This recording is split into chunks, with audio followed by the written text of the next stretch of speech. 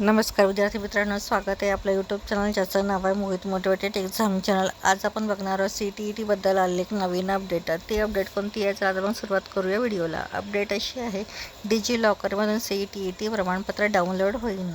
शिक्षकांच्या नोकरीची संधी हुकण्याची युवकांना भीती।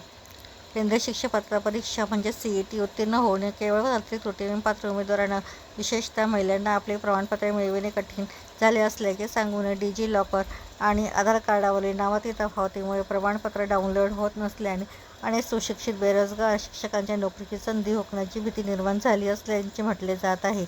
या समस्येकडे महाराष्ट्र राज्य जुनी पेन्शन हक्क संघटनेने CBSE संचालकांच्या पत्राद्वारे लक्ष वेधले असून अधिकृत संकेतस्थळावर पर्यायी डाउनलोड यंत्रणा सुरू करण्याची मागणी केली आहे।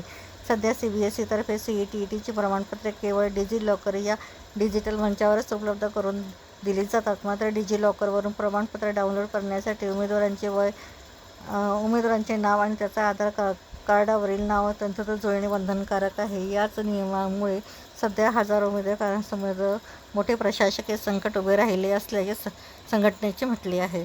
नियमानुसार उमेदवारांना CTETचा अर्ज 10वीच्या प्रमाणपत्रावरील नावाप्रमाणेच भरावा लागतो, परंतु अनेकांच्या आधार कार्डावर किरकोळ स्पेलिंग किंवा नावाच्या उच्चारात बदल असतो। अशा किरकोळ बदलांमुळे डिजी लॉकर प्रमाणपत्र देण्यास नकार देत आहेत। याशिवाय अनेक महिला उमेदवारांनी लग्नानंतर आधार कार्डावर पतीचे नाव आणि आडनाव अपडेट केलेले आहे, मात्र त्यांच्या शैक्षणिक आणि CETच्या कागदपत्रावर त्यांचे लग्नापूर्वीचे म्हणजे माहेरचेच नाव आहे।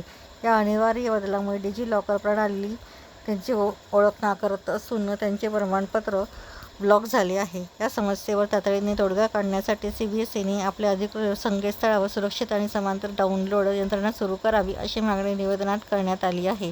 यामध्ये उमेदवारांना त्यांचा रोल नंबर, जन्मतारीख आणि नोंदणीकृत मोबाईलवर येणारा OTP या त्रिसूत्रीचा वापर करून थेट प्रमाणपत्र डाउनलोड करण्याची परवानगी द्यावी, जेणेकरून विद्यार्थ्यांचे ससेहोलपट थांबेल असे निवेदनात म्हटले आहे। तर मागणी काय आहे तर बघूया।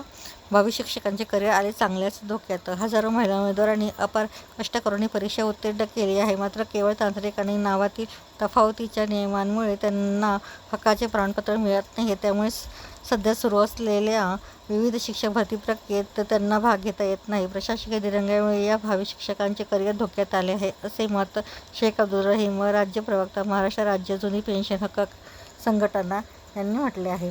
तर ही होती CET बद्दल आलेली एक नवीन अपडेट। अशाच नवीन अपडेट बघण्यासाठी व्हिडिओला लाईक करा, कमेंट्स करा, जास्तीत जास्त व्हिडिओ शेअर करा आणि चॅनलवर जर नवीन असाल तर चॅनलला सबस्क्राईब करायला विसरू नका।